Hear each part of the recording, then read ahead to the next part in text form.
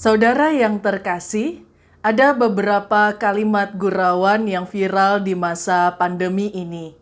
Ada yang bilang masa pandemi ini merupakan mesin waktu. Kita masuk rumah di tahun 2020, lalu nanti keluar rumah tiba-tiba tahun sudah berganti. Ada juga yang bilang bahwa tahun 2020 ini hanya terdiri dari 3 bulan saja, yaitu Januari, Februari, dan pandemi. Ini adalah cara kreatif saudara untuk bergurau, untuk mencari penghiburan di masa pandemi ini, tetapi juga sebenarnya menunjukkan bagaimana cara orang banyak menilai atau memahami apa sebenarnya isi tahun 2020 ini. Saya jadi membayangkan momen di saat Tuhan Yesus harus membaca kutipan kitab Yesaya di depan banyak orang di rumah ibadat pada hari Sabat. Injil Lukas pasal 4 ayat 17-21 merekam peristiwa itu begini. Kepadanya diberikan kitab Nabi Yesaya, dan setelah dibukanya ia menemukan nas di mana ada tertulis, Roh Tuhan ada padaku. Oleh sebab ia telah mengurapi aku untuk menyampaikan kabar baik kepada orang-orang miskin. Dan ia telah mengutus aku untuk memberitakan pembebasan kepada orang-orang tawanan. Dan penglihatan bagi orang-orang buta, untuk membebaskan orang-orang yang tertindas, untuk memberitakan tahun rahmat Tuhan telah datang. Kemudian ia menutup kitab itu, memberikannya kembali kepada pejabat lalu duduk, dan mata semua orang dalam rumah ibadat itu tertuju kepadanya.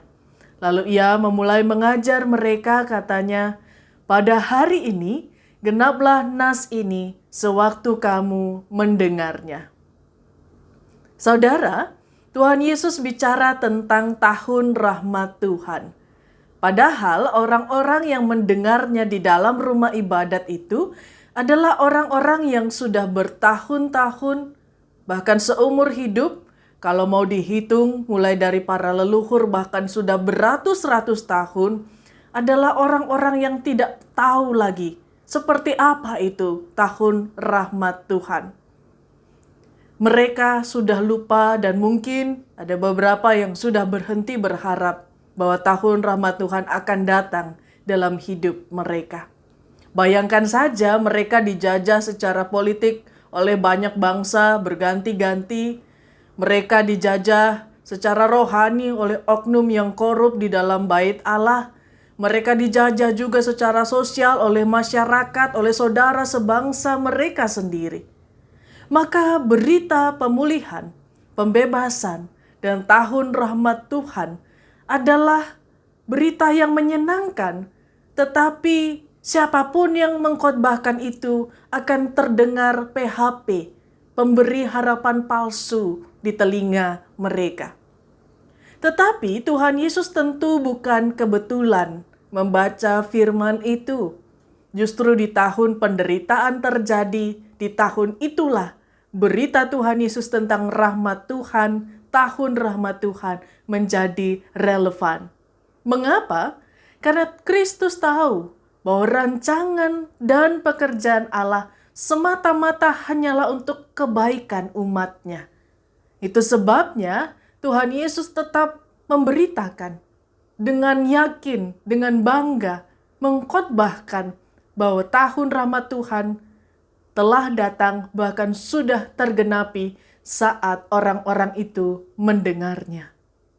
Saudara yang terkasih, tahun ini pun, tahun 2020 ini, bagaimanapun banyak orang lain melihatnya, tetapi bagi kita, tahun ini pun adalah tahun rahmat Tuhan. Mengapa? Karena Allah terus bekerja untuk kebaikan kita, menyertai dan memberkati kita.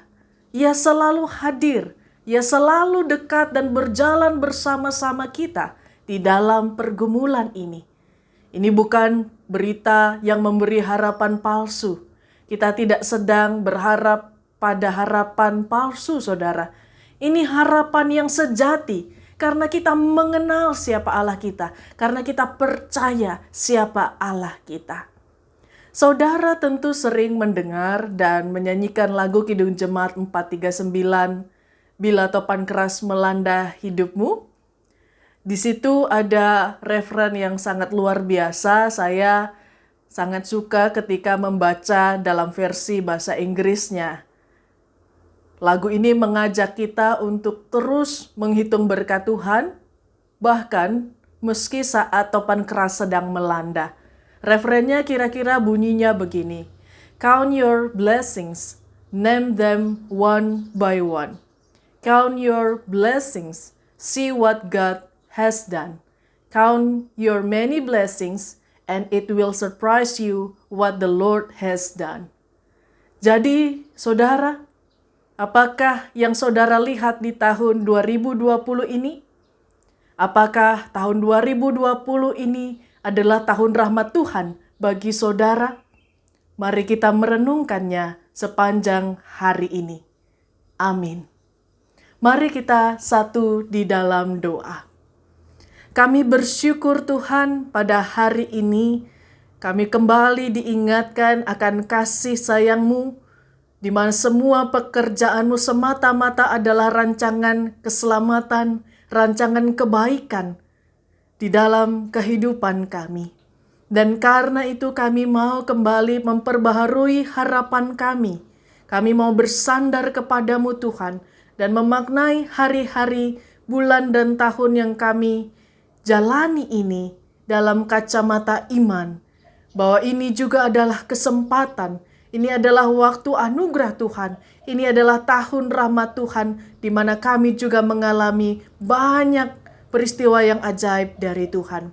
Kami serahkan perjalanan hari ini Bapa, kami serahkan apa yang akan kami lakukan sepanjang hari ini. Kami serahkan keluarga kami, orang-orang yang kami kasihi, kami serahkan semua mereka yang sedang bergumul, baik di rumah sakit, di tempat kerja, dimanapun mereka berada. Kami percaya Tuhan beserta kami semua dan Tuhan terus mengerjakan perbuatan-perbuatan yang baik dan ajaib dalam kehidupan kami. Mampukan kami juga di tengah pandemi ini untuk terus juga berbuat baik, bekerja bersama dengan Tuhan, melayani dan mengasihi seluruh isi bumi. Amin.